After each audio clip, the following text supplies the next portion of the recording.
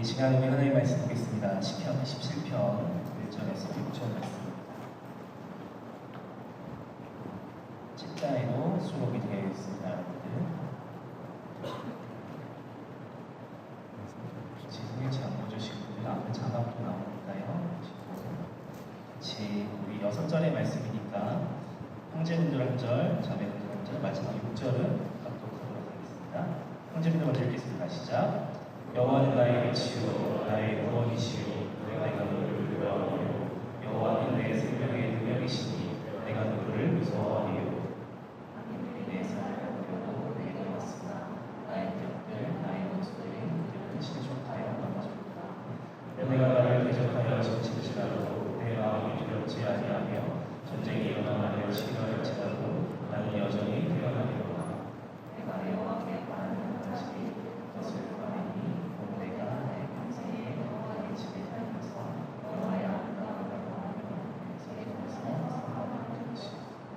여호와께서 하늘나라에 나를 그의 조각 속에 미리 지키시고 그의 장막 은밀한 곳에 나를 숨기시며 높은 밤의 위에 두시리로다. 읽겠습니다. 이제 내 머리가 나를 둘러싼 내 원수 위에 들리니 내가 그의 장막에서 즐거운 제사를 드리겠고 노래하며 여호와를 찬송하리로다. 아멘. 이는 하나님의 말씀입니다. 우리 앞에 나오고 있는 분과 이렇게 인사하겠습니다. 함께하는 여러분들이 있어서 행복합니다. 이렇게 인사하겠습니다. 함께하는 여러분들이 있어서 행복합니다. 네. 여러분 행복하십니까? 네. 안 졸리시죠? 네, 좋습니다. 오늘 찬양팀 어떠셨습니까? 좋으셨어요? 네, 좀 더 길게 하면 좋을 텐데 너무 멀리 내려오셔서 저희가 좀 더 빨리 마무리해서 또 지금 서울로 올라가셔야 됩니다. 여러분들 오후하는 모든 여정 가운데 안전하게 잘 기도하실 수 있도록 기도해 주시기 바랍니다. 여러분 미국의 성공 신화를 쓴 한 분이 계시는데 게리 켈러라는 사람이 있습니다. 이 사람이 베스트셀러 한 작가라고 하는데요. 그는 이제 회사를 차리고 모든 일들을 다 도맡아 하면서 그 일들을 감당하기 시작했다라고 합니다. 그런데 그것을 하나하나 다 도맡아서 했지만 뭐 되는 것이 하나도 없었던 것이에요. 그래서 뭔가 좌절함이 일수였던 한 사람이 바로 게리 켈러였습니다. 그런데 그 사람이 정확히 3년 뒤에 회사가 성장률 40%에 이르게 되자 그 사람 모든 사람에게 투자 회사를 일궈낸 이야기를 담은 이야기가 바로 책으로 나와서 베스트셀러가 됐습니다. 여러분 그 제목의 이름이 뭔지 아십니까? 혹시 모르시죠? 오늘 수련의 주제입니다. 원띵입니다. 그 회사를 세운 초창기 그 시절에는 헛된 일이 하나가 있었다고 그 책에 기록되고 있습니다. 모든 일은 다 나름대로 중요하다라는 믿음이 그 켈러한테는 꼭 있었어요. 그래서 모든 일들을 다 잘해야 한다라고 켈러는 생각했던 것이죠. 우리의 시선으로 볼 때 너무나도 잘하고 있고 그 일들을 잘 감당하고 있을 거라고 생각했던 것이죠. 그런데 다 해치우고 나면 엄청난 결과가 따라와야 함에도 불구하고 켈러는 그러한 삶을 이뤄내지 못했다. 완벽한 호상이었던 거예요. 그래서 결국에는 어떤 걸 결정했을까요? 다 지워버리고 모든 것을 다 하려고 했던 그 마음들을 다 지워버리고 한 가지 일에 집중하기로 시작한 것이었습니다. 그래서 그렇게 3년의 시간이 지나고 나서 이것은 다 중요한 것이 아니라 한 가지 일에 집중하는 것이 참 중요하다라는 것을 깨달았습니다. 여러분 그렇지만 그것은 어떻습니까? 그 한 가지 일에 집중을 할지라도 모든 게 다 행복 공선을 이루어가면서 갑니까? 아니에요. 켈러도 그걸 깨달았어요. 이것을 깨달았다고 해서 하루아침에 이 모든 것이 다 성공으로 이뤄가지는 못했던 것이에요. 다음날 아침에 눈을 떠보니까 또다시 새로운 일들이 우리에게 찾아오고 또다시 새로운 일들이 찾아오고 여러분이 그렇잖아요. 우리가 해를 거듭할수록 여러분의 나이가 걸어갈수록 새로운 일들이 찾아오듯이 켈러는 그것을 깨달았던 것이에요. 내가 이 한 가지 일에 집중할지라도 또다시 새로운 일들이 나에게 찾아온다는 것을 깨닫게 됐던 것입니다. 그래서 그렇지만 켈러는 책에서 다시 한번 우리에게 설명해요. 뭐라고 합니까?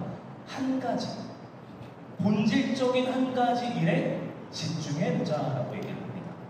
그래서 더 나아가서 훨씬 더 중요한 일들을 한 가지 일을 선택하면 나머지 일들은 별로 중요하지 않게 생각한다라고 합니다.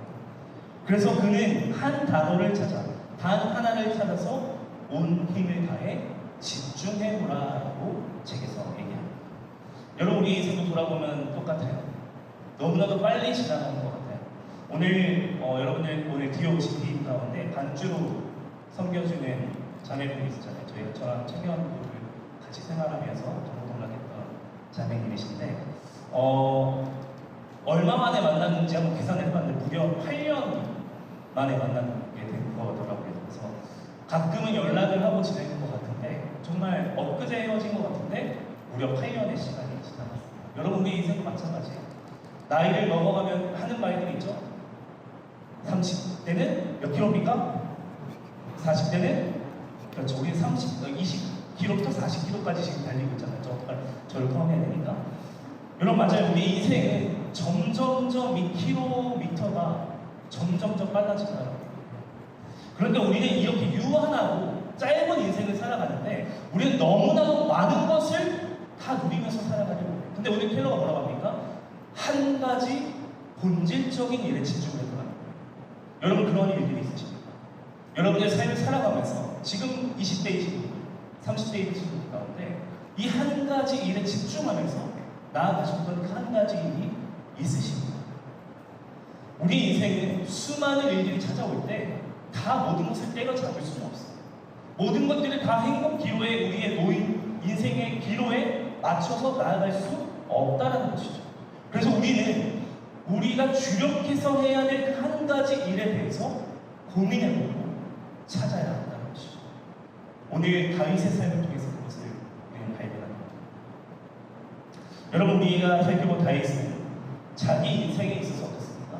가장 절실하게 그리고 가장 갈망해야 될 그 한 가지 한 사람을 명확하게 알고 있었어요. 누구셨어요? 하나님이셨어요. 그의 인생은 이 한 가지를 향해서 온 힘을 다해 자신의 인생을 걸 정도로 열정을 다해서 집중되어 있었다는 것이죠. 그래서 그의 인생 가운데 가장 중요한 일은 뭡니까? 하나님의 임재를 찾는 것. 나의 삶의 모든 영역을 돌아다니면서 그 임재를 찾는 것에 집중하며 나아갔던 삶이 바로 다윗의 삶이라는 것이죠. 여러분, 그래서 그 전심을 걸었던 사람이 이 중심을 보면 보석 같은 마음이다라는 표현을 하는 신학자가 있습니다. 왜냐하면 하나님께서 인생을 원하시는 인생을 살아가는 그 한 사람이 보석 같은 인생이다라고 비유를 들더라고요. 여러분, 그런데 그 한 가지를 정확하게 알고 있었던 다윗의 삶을 우리는 성경의 텍스트로는 다 압니다. 그는 위대하고 물맷돌 하나로 골리앗을 물러섰던 그 위대한 업적들을 너무나도 잘 알고 있어요. 그런데 이 다윗의 고백이 어떠한 중심부터 시작됐는지를 우리는 궁금해하죠. 그냥 다윗은 위대하니까, 믿음이 좋으니까 거기서 시작됐을 거라고 생각하는 것이죠. 오늘 우리가 읽은 본문의 시편 20편의 상황은 두 가지의 상황을 말해주고 있어요. 첫 번째는 사무엘하 12장에 등장하는 블레셋 장군의 공격을 받은 상황, 아니면 다윗의 아들 압살롬의 반역 당시라고 추정합니다. 명확하지만 않지만 추정해요. 그래서 오늘 다윗이 3절에서 이렇게 고백을 하는데요. 우리 3절 말씀 다시 한번 읽어보겠습니다. 시작. 내가 나를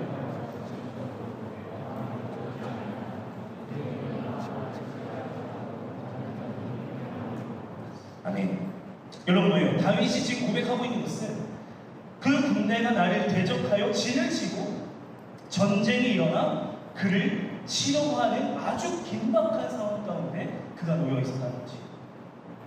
아주 위급하고 아주 긴급한 상황이죠. 자기의 목숨이 걸려 있는 상황이 바로 내 눈앞에 펼쳐질 거예요. 여러분, 그렇다면 그런 상황 가운데 여러분 어때야 됩니까? 도망가야죠. 뒤도 안 돌아보고 도망가야죠. 원망과 불평이 터져나와요. 하나님 왜 그러십니까? 오히려 원망하며 하나님 불평하며 내가 하나님을 위해서 이렇게 열심히 살아왔는데 내 앞에는 나를 죽이려고 하는 그 대적이 내 눈앞에 있습니다. 다윗 마음 가운데 원망과 불평이 없었을까요? 없었어요. 왜 그렇습니까? 그의 생명이 누구에게 달려있음을 알고 있었던 것이고 하나님께 달려있었음을 명확하게 알고 있었던 것이에요. 여러분, 그래서 그 상황 가운데서 정작 그가 구한 것은 뭐예요? 4절 볼까요? 바로 내 평생에 여호와의 집에 살면서 여호와의 아름다움을 보며 그를 사모하는 그 한 가지 일을 구하게 됩니다. 여러분 3절과 4절의 분위기를 이해하시겠어요? 나를 죽이려고 하는 대적이 내 눈앞에 있는데 나는 하나님의 아름다움을 보고 내가 성전에 거하는 것이 나의 영원한 한 가지 일이라고 고백하고 있는 거예요. 이해가 되세요? 도망가야 할 상황 가운데서 하나님께 이런 고백을 드리고 있는 거예요. 오히려 주님과 함께 가운데서 주님의 사랑 안에 거하기를 원한다라고 얘기합니다. 여러분 지금 자신의 상황을 이미 초월을 했고 자신이 믿고 있었던 그 한 사람에게 집중하니까 오히려 다윗은 자신의 내면 가운데 가장 깊은 내면에 있었던 그 사랑의 표현이 올라오기 시작한 것이에요.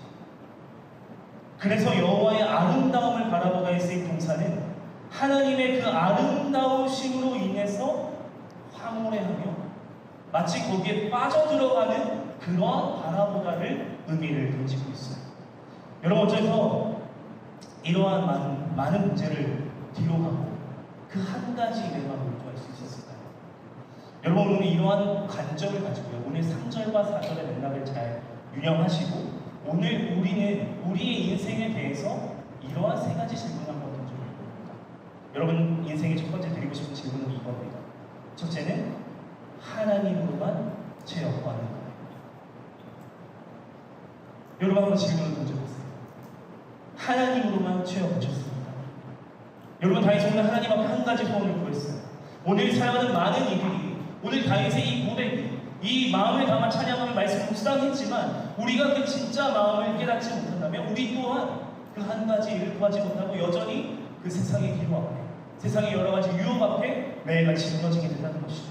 여러분 그렇기 때문에 오늘 다윗이 그 한 가지에 모두 담아낼 수 있었던 것은 그 한 가지만으로 모든 것이 채워져요. 그 한 가지가 있자 그 모든 것이 필요가 없게 됐다는 것을 다윗은 깨닫게 된다는 것이죠. 그 경험이 있어요. 어떠한 경험이 있을까요?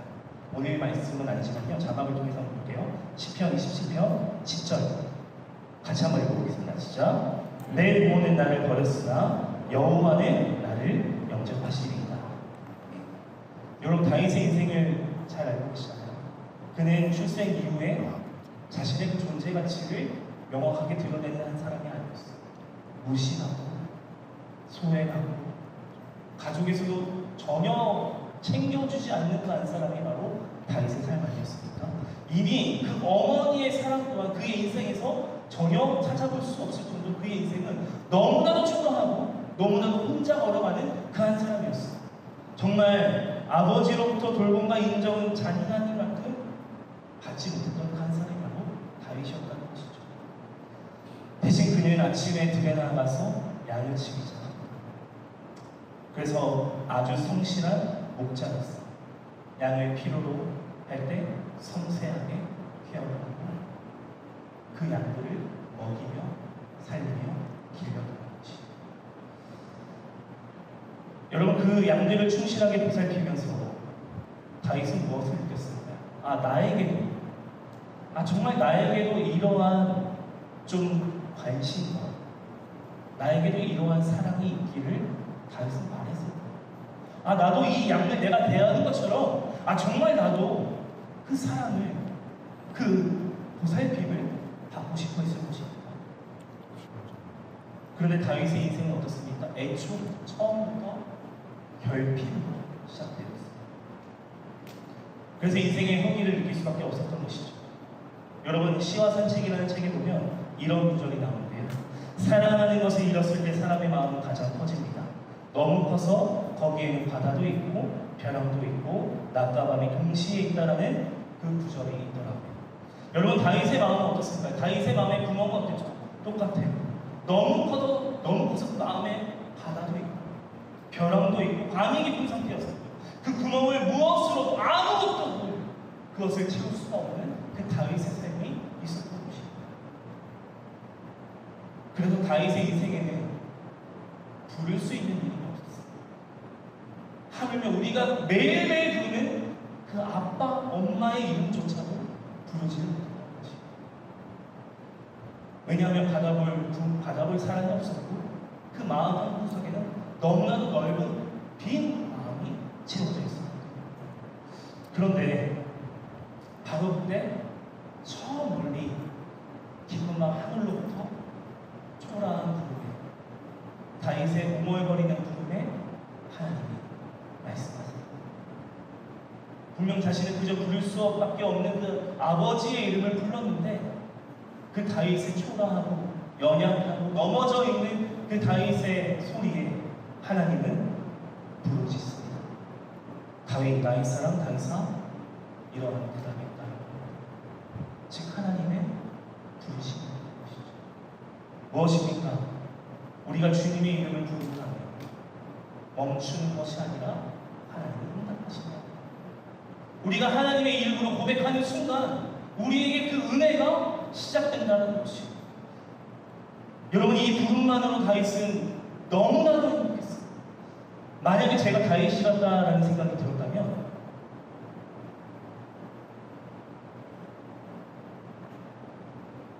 정말 모든 것이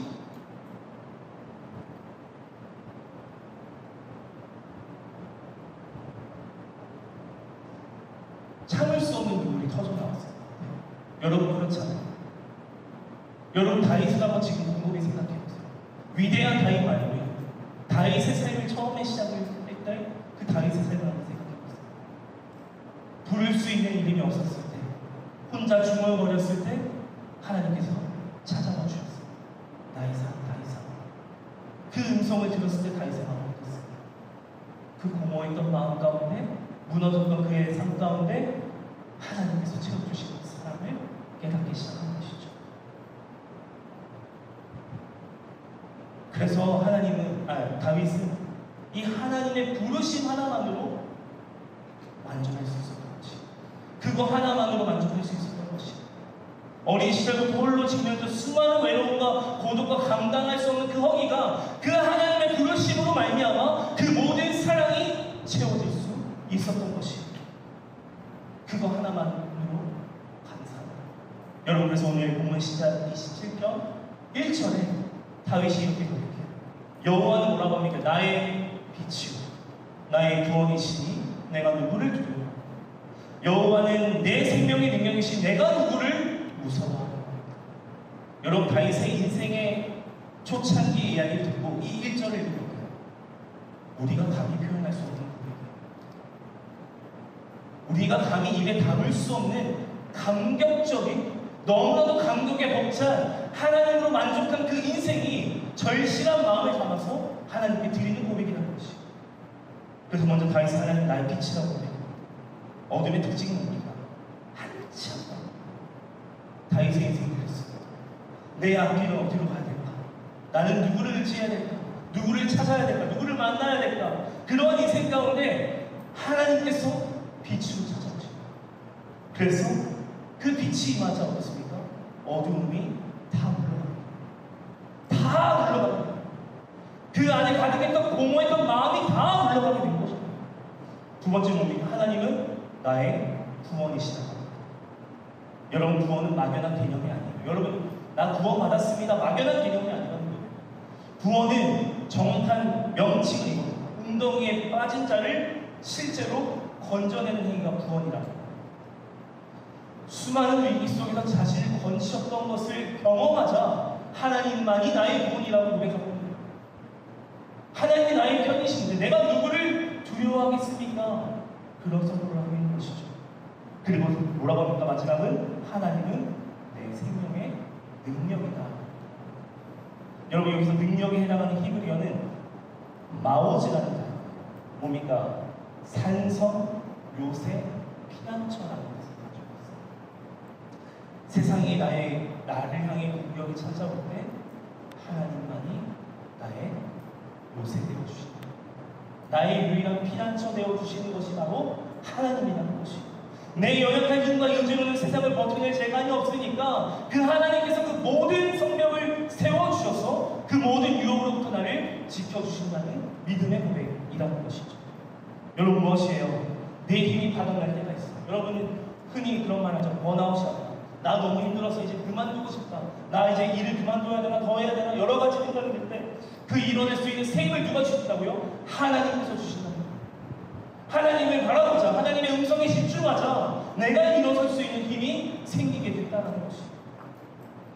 사랑하는 여러분, 다윗은 대적들이 자기를 향해 칼을 들고 있을 때 오히려 하나님의 위대하심을 찬양, 하나님의 아름다움을 찬양하며 내가 그 한 가지 일, 내가 이 성전에서 주님의 아름다움을 바라보며 이 성전을 떠나지 않길 원합니다라고 믿음의 고백을 하고 있다는 것이. 사랑하는 여러분, 나를 짓누르는 상황이 있습니다. 여러분들을 짓누르는 상황들이 있어요. 하나님을 바라보세요. 하나님 나의 빛이고 하나님 나의 구원이시고 하나님 나의 능력이시다. 그것을 왜 외면하고 살아가시고 왜 그것을 등지고 살아가시고. 사랑하는 여러분, 우리가 그러한 것들을 붙잡고 나아갈 때에 나를 두렵게 했던 그 세상의 문제들이 한순간에 다 떠나갈 줄 믿습니다. 여러분, 그래서 다윗은 그 위기의 순간에 오직 하나님의 임재가 오는 장소에 대한 그 갈망함이 있었다는 거예요. 27편 5절 같이 한번 읽어보겠습니다. 시작. 여호와께서 환난날에 나를 그의 초막 속에 비밀히 지키시고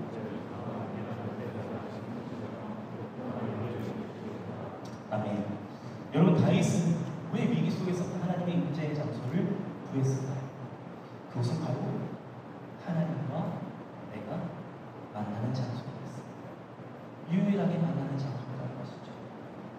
그의 유일한 피난처는 하나님께서 만들어주신 그 예배의 장소였던 것이죠. 그래서 그 예배의 장소를 열심히 사모하며 나아갔던 것입니다. 그래서 환난날에 다가온 것이 바로 하나님의 성전이라는 것이죠. 다윗은 알았던 것이에요. 이곳이야말로 그 하나님의 임재를 깊이 경험할 수 있는 장소였다는 것입니다. 여러분, 그렇기 때문에 이 말씀에 빗대어서 우리의 삶도 마찬가지예요. 여러분, 세상의 모든 것들, 세상의 스펙과 여러 가지 일들이 우선적인 것이 아니라 여러분, 어려운 문제가 왔어요. 두려운 문제가 왔어요. 넘어짐의 문제가 왔어요. 낙심의 문제가 왔어요. 어디로 가야 돼요? 어디로 가야 됩니까? 예배의 자리로 나아가야 돼요. 주님을 만나는 그 자리로 나아갑니다. 그냥 나아가는 것이 아니라 하나님, 이 문제를 해결해 달라고 그 간절한 마음을 가지고 나아가야 되는 것이에요. 왜냐하면 하나님 나를 빛이고 나를 구원해 주셨고 나를 살리실 능력이 오직 하나님 한 분밖에 없기 때문에 그 간절한 마음으로 나아간다는 것이에요. 여러분, 그래서 신앙이 있으신 여러 믿음의 선배들 보세요. 아까 손영원 목사님 그 철조망을 넘어서 빠져나가셨죠. 어떻습니까? 여러분, 그러한 간절함이 있으세요? 예배의 자리로 나올 때, 하나님을 만나러 올 때 그 간절함이 있으십니까? 하나님만으로 너무 감격적이어서 나 저 자리 정말 사모함으로 달려가는 그 마음이 여러분들의 마음 가운데 있으십니까? 여러분, 우리의 발을 세상과 교회와 양다리를 걸치지 마십시오. 여전히 우리의 세상과 날마다 저울질해요. 어떤 길이 더 좋은 길일까? 어떤 것이 더 편한 길일까? 어떤 것이 나에게 유익이 주는 길일까? 만족을 따라 걸어가는 길들이 있어요. 근데 오늘 말씀하시죠. 한 가지에 집중하라. 내가 진짜 본질적으로 찾아야 할 그 한 가지 일에 집중하라고 우리에게 말씀해 주고 있다는 것이죠. 여러분, 그렇기 때문에 우리는 예배를 지키는 것이 아니에요. 뭐예요? 예배가 내 영혼을 지키고 내 삶을 지켜주는 것이 바로 예배가 되어야 한다는 것이죠. 여러분, 예배를 지키러 나온다는 얘기가 아니에요. 예배를 통해서 나의 삶이 변하고 나를 지켜주고 나의 인생이 변화될 수 있는 것이 바로 그 예배라는 것입니다. 그렇기 때문에 우리는 하나님의 이름을 부르며 달려갈 그 자리를 날마다 사모해야 됩니다. 그 자리를 날마다 기억해야 되고 그 자리를 우리가 평생에 내 한 가지 일이다 생각하며 그 주의를 잘 지켜나가는 저와 여러분이 되시기를 주님의 이름으로 간절히 소망합니다. 여러분, 우리가 인생의 첫 번째 드리고 싶은 질문이 뭐였습니까? 하나님으로만 채워가는 것. 둘째 뭡니까? 하나님만이 목적이 됩니다. 여러분, 어떠세요? 하나님으로만 채워보셨습니까? 라는 질문에 이어서 하나님만이 목적이 됩니다라는 질문을 던져드렸습니다. 여러분, 다윗이 여호와께 구했던 그 한 가지는 앞서 첫째 말씀에서 드렸던 것처럼 순수함에서 시작된 그 사모함이었어요. 그 하나님 자체가 한 분밖에 없음을 간절한 마음으로 나갔던 그 사모함이었다는 것이죠. 여러분, 이 다윗이 이런 신앙의 중수가 드러나는 것이 바로 언약궤 신앙이라는 겁니다. 여러분, 언약궤가 무엇입니까? 하나님의 임재를 가리키는 것. 그런데 그 상징을 가리키는, 임재와 복음의 상징을 가리키는 이 언약궤가 이스라엘 주변과 변방으로부터 몇 년 동안 방치되어 있는 줄 아시겠습니까? 70년 동안이나 이게 방치되어 있었어요. 아무도 신경 쓰지 않았다는 것이죠. 그런데 다윗은 그 언약궤의 존재를 끊임없이 그리워하며 유일하게 찾아가는 한 사람이 바로 다윗이었다는 것이죠. 그래서 그는 하나님의 자리를 제자리에 돌려놓기를 간절히 원하게 됩니다.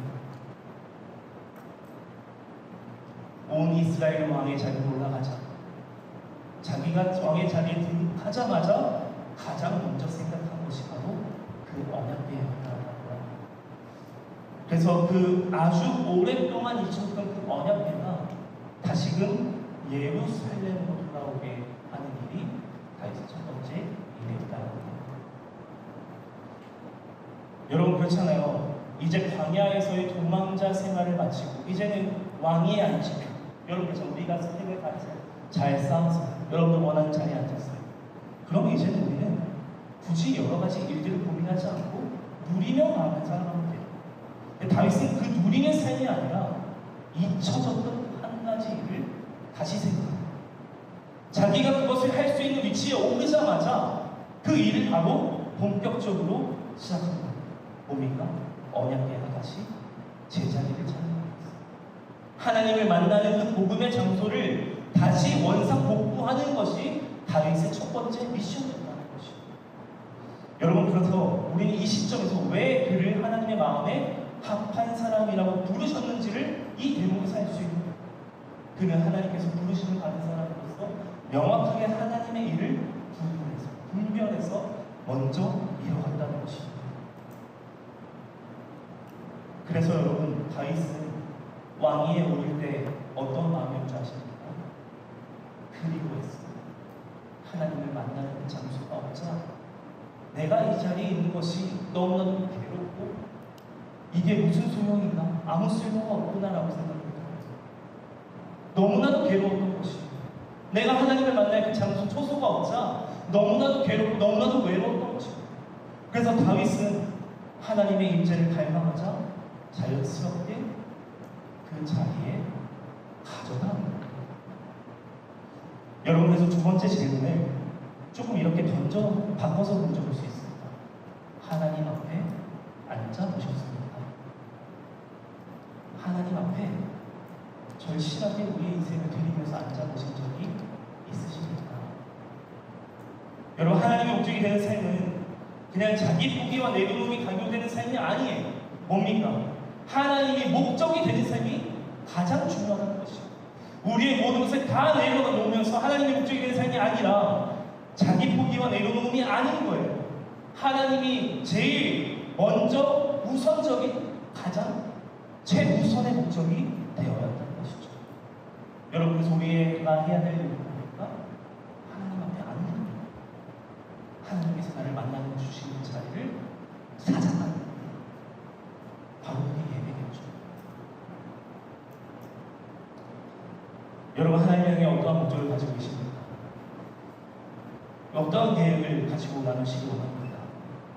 여러분, 우리가 한 달 넘게 발표 준비를 하고 우리가 순천 여수 지역을 어제와 오늘 잘 돌아다녔습니다. 여러분, 그 기독교의 역사를 돌아보면서 어떻게 생각이 드십니까? 이 한국 땅을 밟은 선교사들의 마음은, 그 선교사들의 마음은 어떠한 목적을 가지고 이 땅에 들어오시게 되셨을까? 감히 제가 생각해보는데, 보건대 이 땅에 들어오시게 된 것은 바로 하나님만이 목적이었기 때문에 그 복음 하나 가지고 들어오신 거예요. 그 복음 하나 들고 와서 이 땅에 병원을 세우고 학교를 세우고 교회를 세워나가셨던 것입니다. 그리고 더 나아가서 손영원 목사님처럼 소외되고 그 병든 자를 찾아서 한 명 한 명 만나시는 것입니다.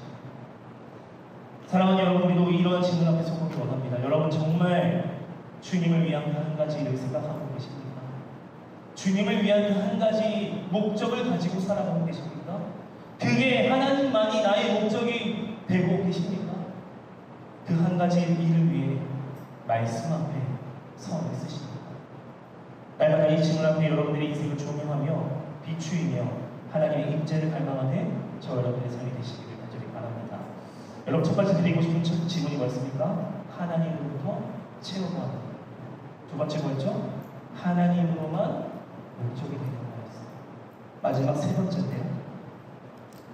하나님께 최선을 드려고 하는가. 사실 세 개가 거의 비슷해요. 여러분 우리가 주님 앞에 드리는 수고가 이렇습니다. 우리의 삶에서 하나님께 드리는 최선의 가정은 꼭 아름답지는 않아요. 우리는 이조차 받아들여야 한다는 것이죠. 우리 공동체를 한번 생각해 보시죠. 우리 상영 공동체를 생각해 봅시다. 매주 예배를 준비하는 임원단이 찬양팀이 있어요. 그리고 매주 새가족이 오늘 교육하는 우리 새가족팀이 있어요. 그리고 여러분들 우리 상현 청년분만을 위해서 또 우리 교회를 위해서 기도하는 중공동팀이 있습니다. 그리고 셀 모임을 위해서 매주 빠지지 않고 시간을 내어 양육받고 여러분을 위해서 셀 모임을 준비하는 셀장님이 있습니다. 여러분 이때 우리가 흘리는 땀은 어떠한 마음이 됩니까? 하나님 앞에 드려야 할 그 우리의 마음의 구체적인 실물이 되어야 한다는 것이죠. 우리의 땀이 그냥 흘려내려보는 그냥 값없는 땀이 아니라 하나님 앞에 올려드려야 하는 그 땀의 일부분이라는 것이죠. 여러분 교사도 마찬가지잖아요. 여러분 단 한 번의 예배를 위해서 여러분들 얼마나 노력하십니까? 여러분 맡겨진 영혼들을 위해서 얼마나 최선을 다해서 예배를 준비하고 있습니다. 힘들 때도 있어요. 짜증날 때도 있어요. 청소년과 아이들만 보면 대답이 없어서 벽을 보고 얘기합니다. 언제 애들은 막 입을 열 수 있을까? 주님 말씀하옵소서. 하나님만 바라보게 되는 그 중등부 친구들이 있어요. 그렇지만 그럼에도 불구하고 어떻습니까? 그 헌신의 땀을 흘려야 그 아이들의 마음이 조금씩 열리게 되는 것이죠. 여러분 우리의 헌신은 그렇다는 거예요.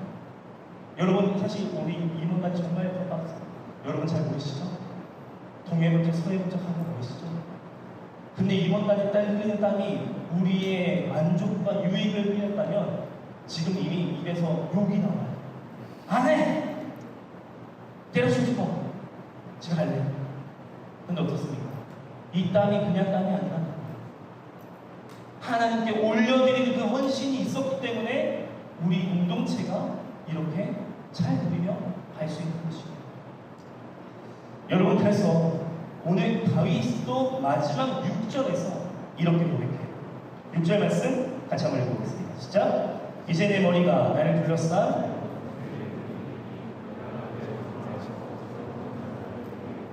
노래하며 여호와를 찬송하리로다. 아멘. 여러분 여기서 주목해야 할 단어가 있어요. 이제 내 머리가 들릴 것이다. 성경에서 머리가 들린다라는 것은요 승리와 명예와 그리고 회복을 상징합니다. 반대로 두려움에 사로잡힌 사람은 고개를 숙이게 되고 있어요. 그 두려운 상황 가운데에서 고개를 숙이는 자들이 있다는 것이죠. 나를 둘러싼 그 사람들이 나를 죽이려 달려들 때 고개를 숙이는 자와 고개를 드는 자가 있다라고 얘기하는 것이죠. 그래서 다윗은 이렇게 선포하는 것이 하나님께서 나를 둘러싼 원수들 위로 내 머리를 들어 올리실 것이다 라고 선포하는 것이죠. 내 앞에 나를 죽이려고 하는 그 칼에 든 그 대적들이 수백 명이 깔려 있을지라도 그 머리 위에 내가 있을 것이다 얘기하는 것이죠. 여러분 그렇잖아요. 전쟁의 위협은 가시지 않았어요. 여전히 내 눈앞에는 해결되지 않은 문제들이 있어요. 여전히 막혀있는 내 앞에 현실의 문제들의 벽이 너무나도 많아요. 그런데 다윗은 어떻게 합니까? 이미 승리가 임했습니다. 하나님 나에게 승리를 주셔서 감사합니다. 내가 이제 하나님에게 찬양합니다 얘기하고 있는 것이죠. 왜냐? 내가 그 대적들의 머리 위를 바라보는 것입니다. 대적들의 머리 위에 누가 있습니까?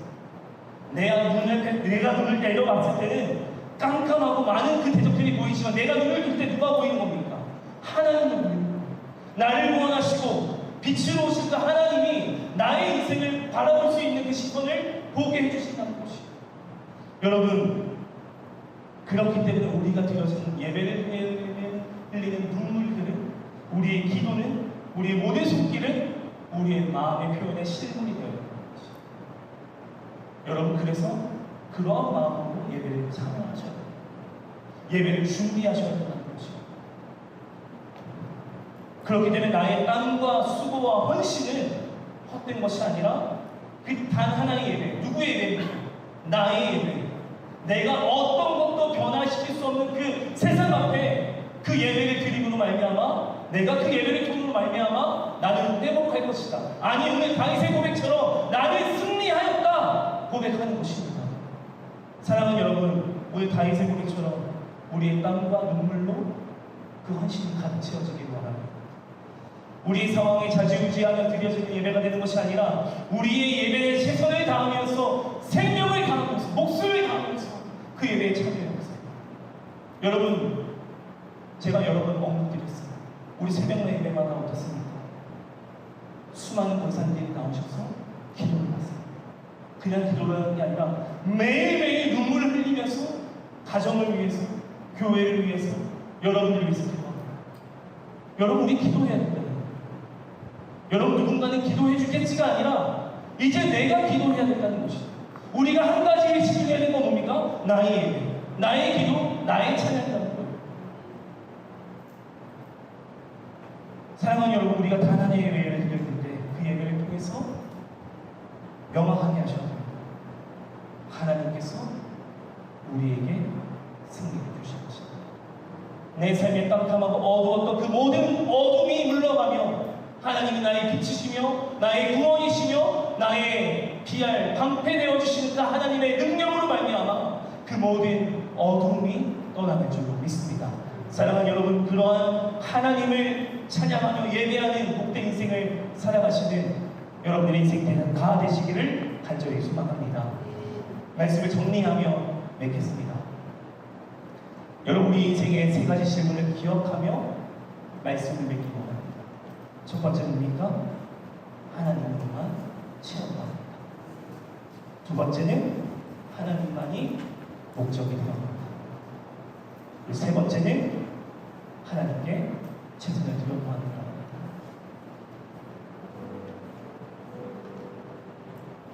제가 수련회 준비하면서 인스타그램에서 어떠한 목사님이 이러한 글을 올리셨어요. 찰스 스필전이라는 목사님, 설교의 대가이신 그 목사님이 너무나도 유명해지자 많은 목사님들이 그 교회에 탐방하고 싶다고 합니다. 그런데 여러분, 그 목사님의 설교를 마치자마자 많은 목사님들이 그 앞에 모였어요. 목사님, 교회가 부흥하는 이유가 어디에 있습니까? 알려주십시오. 그래서 찰스 필전 목사님은 그 목사님의 손을 잡고 한층 지하 맨 안으로 내려갑니다. 그 지하 안에는 어둠이 쫙 깔려있다. 근데 거기서 이런 소리 들리고 365일 꺼지지 않았던 그 기도의 불씨가 거기에 있었다는 겁니다. 쉬지 않는 기도가 거기에 있었다는 겁니다. 그러면서 목사님들을 보면서 이렇게 얘기했다고 합니다. 목사님들, 이게 정답입니다. 여러분, 우리의 인생도 그래야 돼요. 왜 여전히 두 갈래 길을 걷습니까? 우리는 한 가지에만 집중하면 되거든요. 왜 여전히 두 가지 길에서 고민하고 낙담하고 좌절하고 무너집니까? 오늘 다윗은 그것을 얘기해요. 오늘 손양원 목사님도 그런 거예요. 그 피고름을 입으로 짜면서 왜 그걸 했을까요? 자기가 병들 거를 알면서도 그 환자들을 살리기 위해서 했던 그 왜 그랬을까요?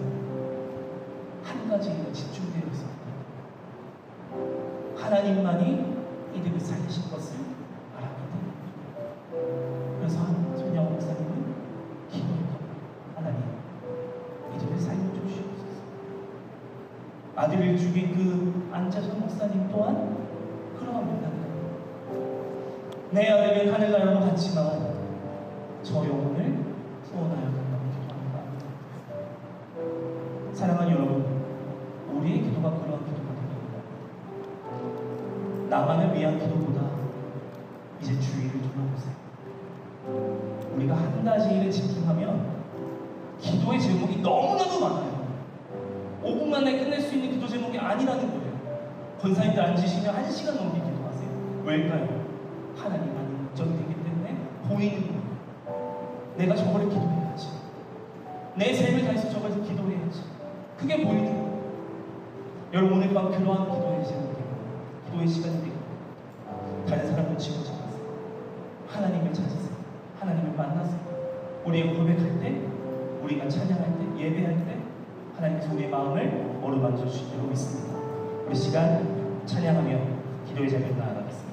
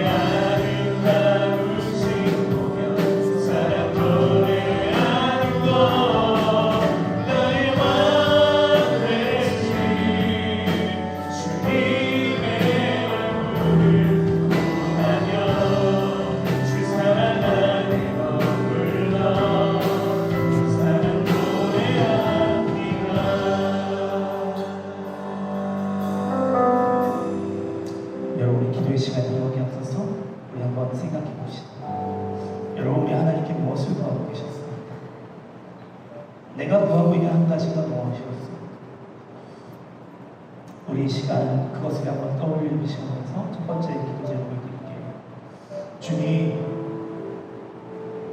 내가 환경을 묵상하지 않고 주님을 선택하기 원합니다. 나를 둘러싼 그 어둠이 물러나는 그 역사가 빛과 구원이신 그 하나님께 우리의 시선이 있기 원합니다. 그래서 우리 이러한 기도 제목으로 기도합시다. 하나님, 우리의 눈을 열어 주시옵소서. 주님, 우리의 시선을 뜨게 하여 주시옵소서. 그 주님의 위대하심을 바라보면 하나님, 그 믿음의 역사가 우리의 삶 가운데 일어나게 해달라고 주님의 이름을 뜨겁게 부르시고 동서로 기도하며 나아가겠습니다. 주여,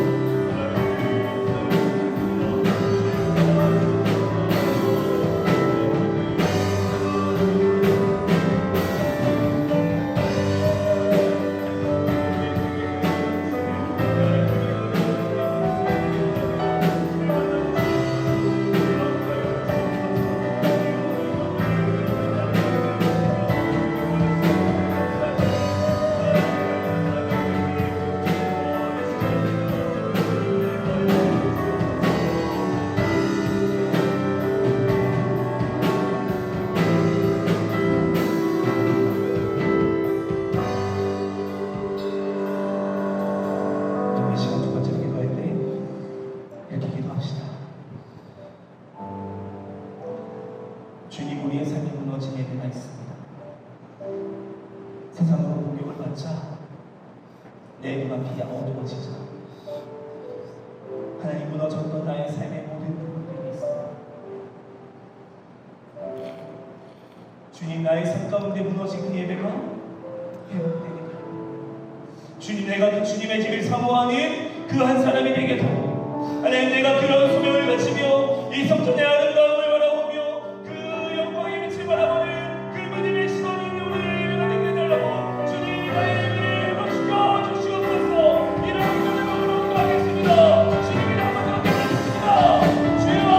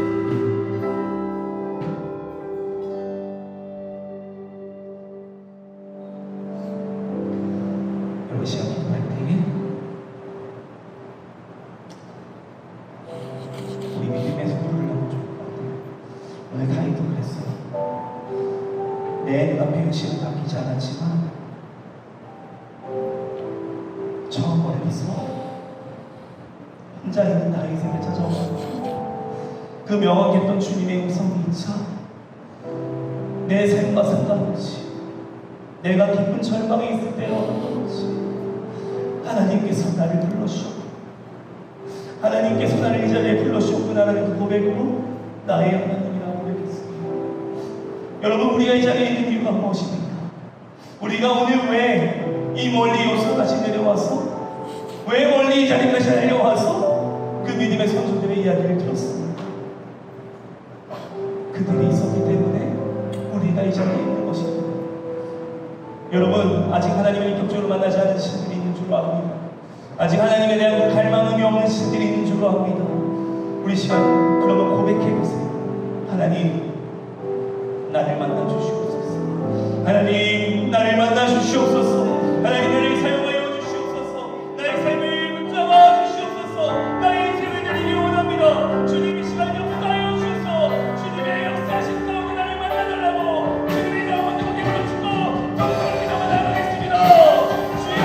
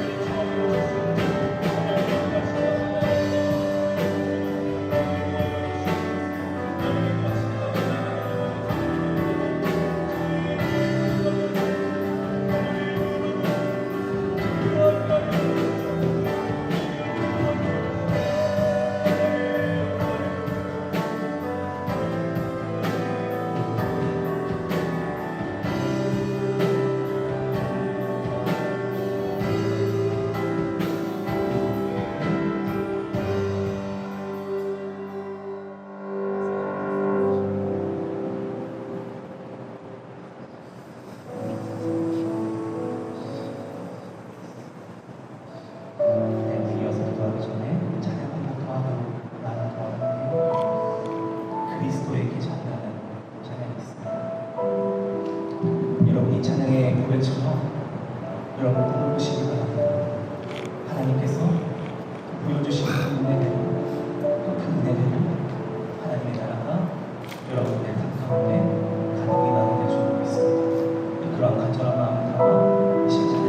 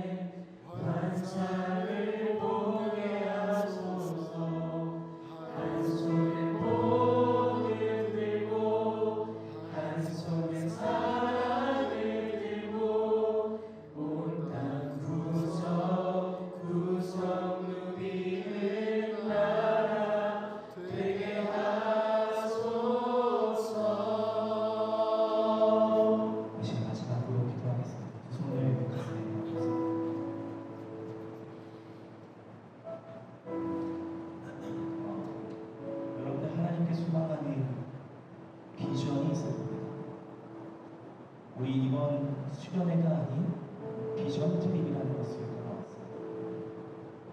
여러분 비전이 오늘 다윗의 이야기를 통해 또 우리의 모든 그 역사를 밟고 나와서 우리가 하나님께 드려야 할 나의 비전은 무엇인지를 생각해 보셨습니다.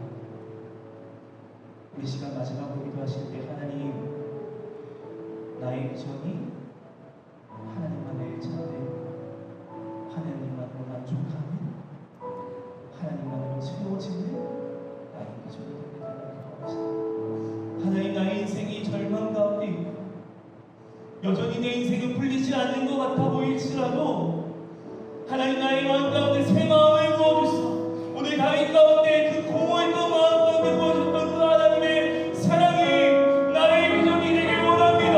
하나님, 그 비전이 나의 비전이 되길 원합니다. 오늘 다윗이 꿈을 꾸었던 저 비전이 나의 비전이 되길 원합니다. 주님, 나에게 그 꿈을 허락하여 주시옵소서. 주님, 나에게 새로운 비전을 허락해 달라고 주님을 앞에 기도했고 정성으로 기도하겠습니다.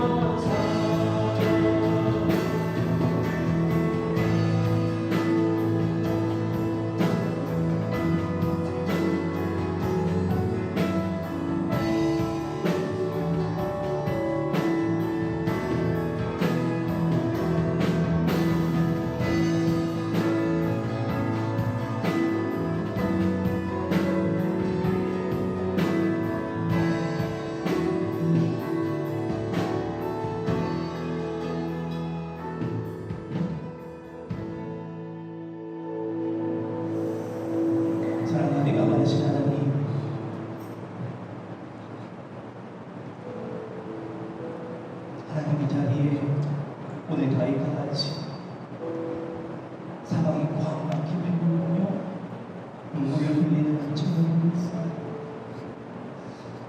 주님을 붙잡고 있어도 그 벽이 너무나도 컸습니다. 그 벽을 넘치고 하염없이 눈물만 흘리고 있는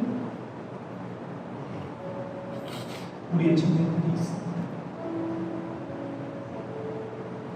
하나님, 우리의 오늘 이 시간을 통해서 우리의 눈을 들어 나의 빛이요 구원이신 만군의 여호와이신 하나님을 바라보는 우리의 시선이 있기를 바랍니다. 우리를 묶고 있던 두려움의 쇠사슬은 이제 다 예수 그리스도의 이름 앞에 완전히 끊어질 줄로 믿습니다. 우리의 모든 상처와 불안은 다 떠나갈 줄로 믿습니다. 하나님, 세상의 수많은 유혹과 바쁜 일상 속에서 예배를 잃어버렸던 우리의 죄를 하나님 회복시켜 주시옵소서. 여전히 세상과 저울 지냈던 우리의 욕심을 이 시간 용서하여 주시옵소서. 오늘 다윗의 고백처럼 우리 사랑하는 청년들의 가슴 속에 평생의 단 한 가지 소원, 오직 주님의 인자를 사모하며 그 예배의 열정이 불타오르게 하여 주시옵소서. 우리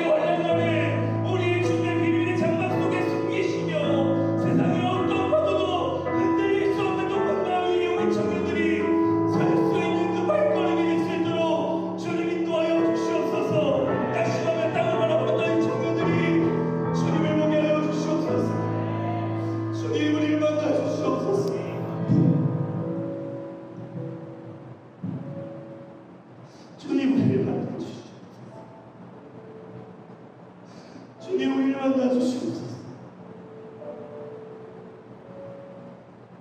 은혜는 우리 마음 가운데 하나님 역사해 주시고 한숨만 나왔던 우리의 마음 가운데 오늘 바위처럼 상황은 바뀌지 않았지만 그 주님 한 분만을 목적이 되자 그 단 한 가지의 일에 집중하자 승리의 찬송이 나왔던 것입니다. 우리 사랑하는 청년들이 이번 비전 드림을 통해 그 믿음의 역사가 일어나게 하여 주시옵소서. 우리의 세대가 뒤집어지는 역사가 일어나게 하여 주시옵소서. 우리의 삶을 송두리째 변화시켜 주실 주님을 이 시간 찬양합니다. 하나님을 높여드립니다. 주님 우리의 찬양을 받아 주시옵소서. 주님 우리의 받아 주시옵소서. 우리의 영을 받아 주시옵소서. 주님 영을 받아 주시옵소서. 주님 우리 승리했습니다. 승리했습니다. 주여 함께하여 주시옵소서. 우리를 죄와 두려움에서 구원하여 주신 그 예수 그리스도 이름으로 간절히 기도드립니다. 아멘. 주의 청년들이 예수의 꿈을 꾸고 인류 구원의 환상을 보게 하소서. 한 손엔 복을 들고 한 손엔 사랑을 들고 온 땅 구석 누비는 나라 되게 우리 한 번 더 전심으로 고백합니다. 주의 청년들이 예수의 꿈을 꾸고 인류 구원의 환상을 보게 하소서. 한 손에 복을 들고 한 손에 사랑을 들고 온 땅 구석 누비는 나라 되게 하소서. 주님 앞에 하신 주님께 우리 감사하는 것을 올려드립니다. 아멘.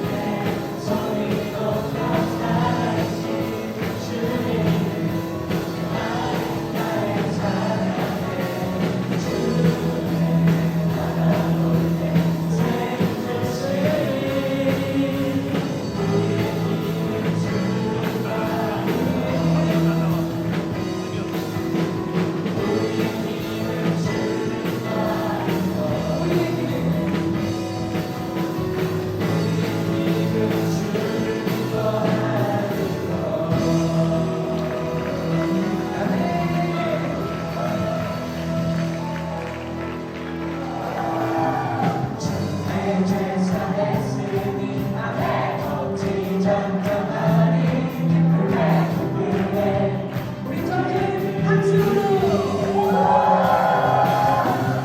주님 하나 나의 사랑 멈출 수 없네 멈출 수 없네 기쁨의 춤추니 내 머리를 슬픈 다 부르셨네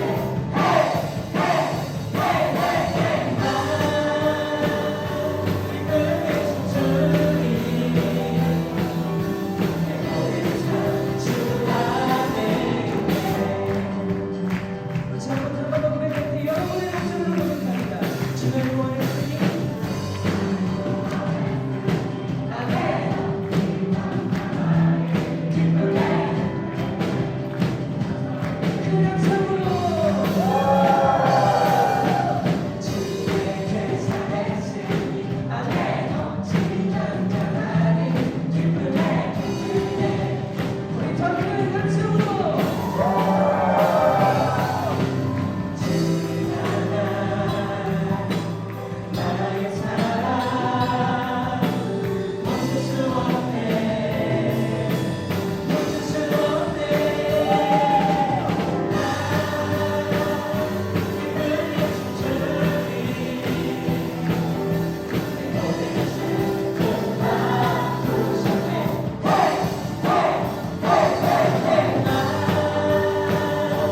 기쁨의 춤추니 내 머리를 주 안에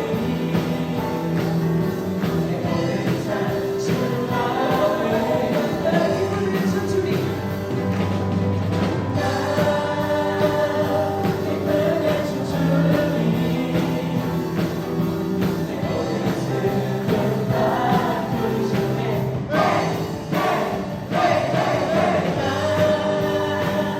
기쁨의 춤추니 내 머리를 주 안에 있네 이렇게 고백합니다 난 기쁨의 춤추니 난 큰 소리 외치네 자 더 크게 난 기쁨의 춤추니 난 큰 소리 외치네 주를 향한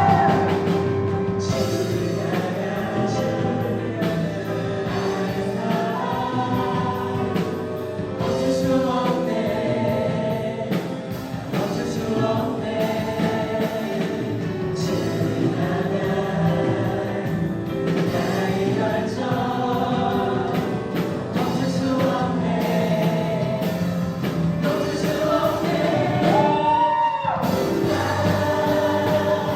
기쁨의 춤추니 내 머리를 슬픈 다 부르셨네 기쁨의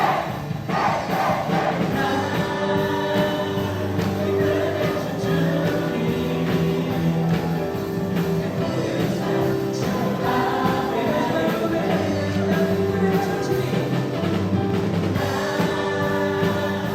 기쁨의 춤추니 내 머리를 슬픈 다 부르셨네 기쁨의 춤추니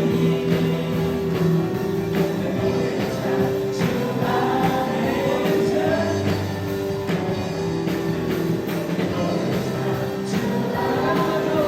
주 안에 있네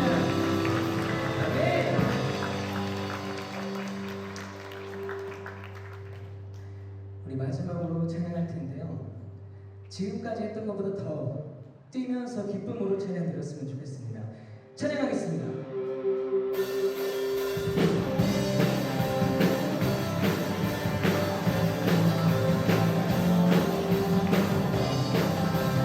네, 네, 고맙습니다.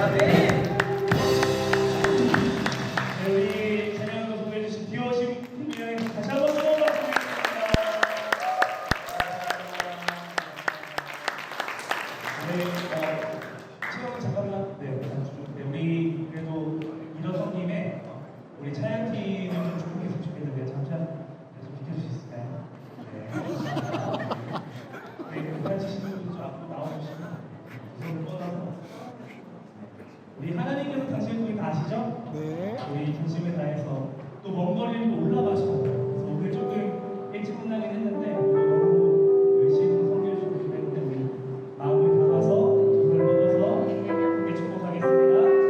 하나님께서 당신을 통해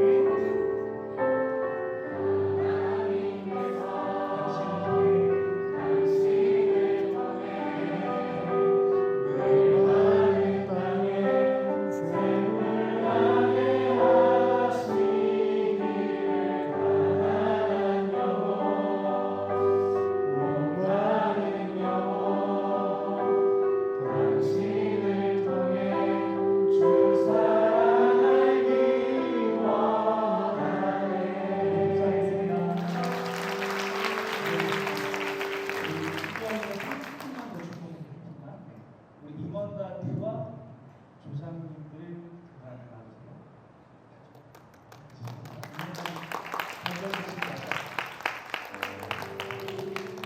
임원단 빨리 빨리 나와주시면 돼요. 차이님 빨리 가셔야 되기 때문에 임원단 조상님들 빨리 서둘러서 시간이 얼마 없기 때문에 우리 수고한 임원단과 조상님들 두 손 뻗어서 우리 여러분과 하나님께서 하신 분의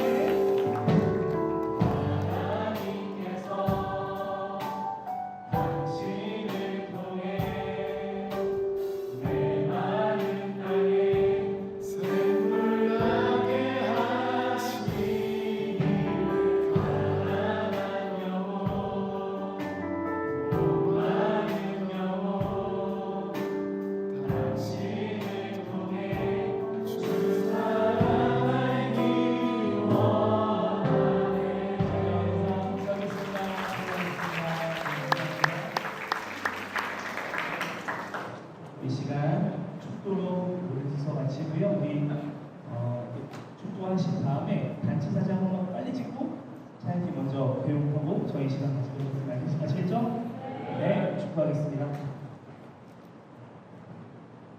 지금 우리 우주 예수 그리스도의 은혜와 아버지 하나님의 크신 사랑과 성령님의 인도하심과 교통하심, 세상의 거대한 문제와 불확실한 미래 앞에서 더 이상 고개 숙여 낙심하지 않고 눈을 들어 나의 빛이요 구원이신 여호와 하나님만을 바라보며 시선을 고정하기로 결단하는 이 자리에 모인 사랑하는 청년들 머리 위에, 그리고 내 평생의 단 한 가지 소망은 예배를 삶의 중심에 두고 나를 둘러싼 모든 대적과 현실의 벽 위로 머리를 들게 하실 하나님의 구원을 선포하며 세상 속으로 파송되는 이 자리에 모인 사랑하는 청년들 머리 위에 이제로부터 영원히 함께 하실 것을 간절히 축원하옵나이다. 아멘.